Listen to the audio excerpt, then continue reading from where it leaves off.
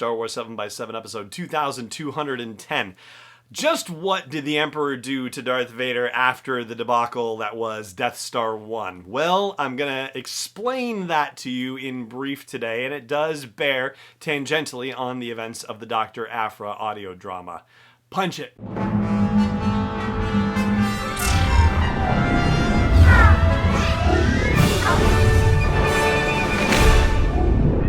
Hey Rebel Rouser, I'm Alan Voivod, and this is Star Wars 7x7, your daily dose of Star Wars joy. And thank you so much for joining me for it. So yesterday in the non-spoiler review about the Aphra audio drama, I talked about how the stories on which the audio drama are based actually have, more happening outside of Dr. Aphra's sphere of experience.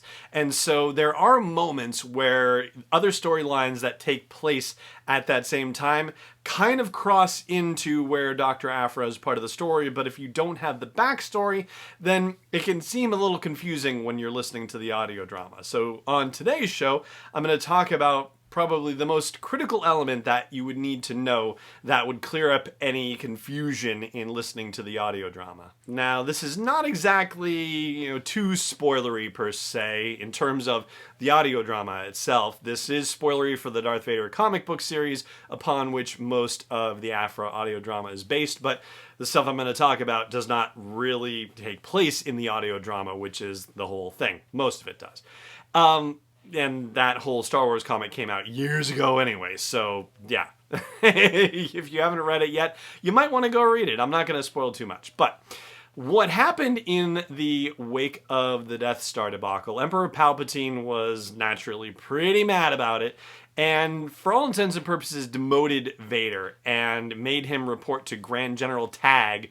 And Tag was all about the fleet. He thought it was a waste to put all of their resources into one giant thing, and instead was all about building up the Imperial Navy. Meanwhile, as you know from the opening crawl of The Empire Strikes Back, Vader is obsessed with the kid who blew up the Death Star, and so he is on a mission to find out who this kid is and to locate him. And many of the events in that Darth Vader series revolve around him trying to identify and locate Luke Skywalker, and many of the things that he tasks Aphra with end up being related to that as well.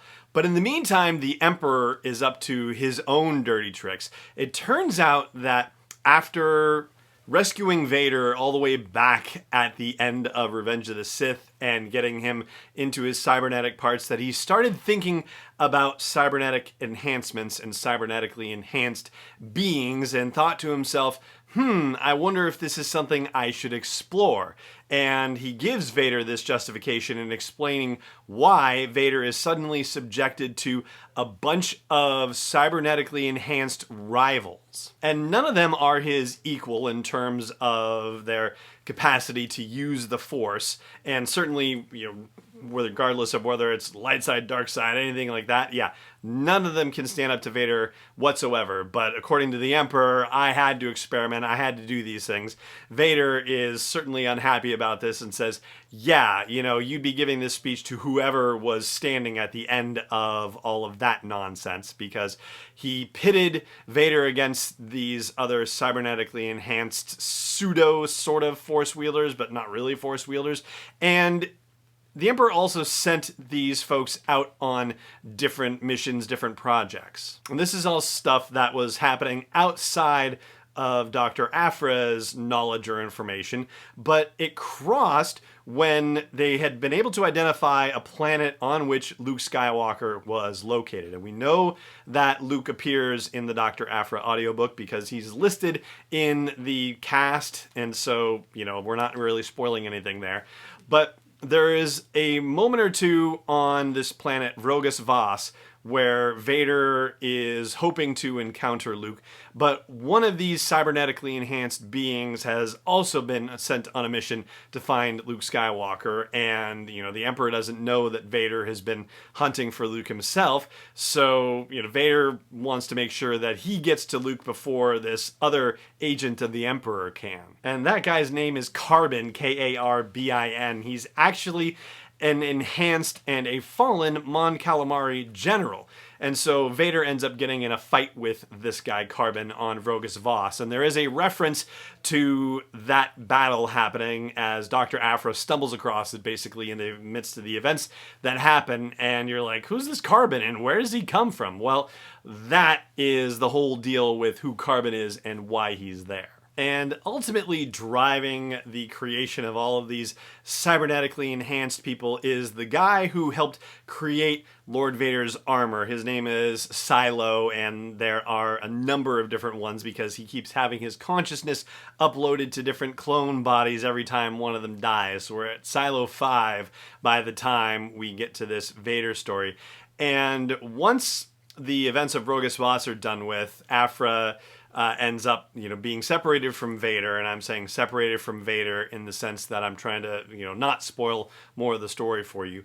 But ultimately, Vader knows that Aphra has been compromised. In other words, stuff that she is doing for him gets known, and he has to do something about it. And so eventually he sends BT and 000, the murder droids, off to find her and bring her to the Executor, which is the Super Star Destroyer we see in The Empire Strikes Back, where Vader is, flying around the galaxy and saying, "Asteroids do not concern me," and stuff like that. So it's actually being built at the time of this story, and that is why she's delivered to the Executor near the end of it for the finale of the story. And there's a point at which there's all heck breaking loose on the Executor, and the reason why is because Silo 5 has attacked the Executor at its naval shipyard where it's being constructed. And so that's why things get a little wonky in those final scenes where Aphra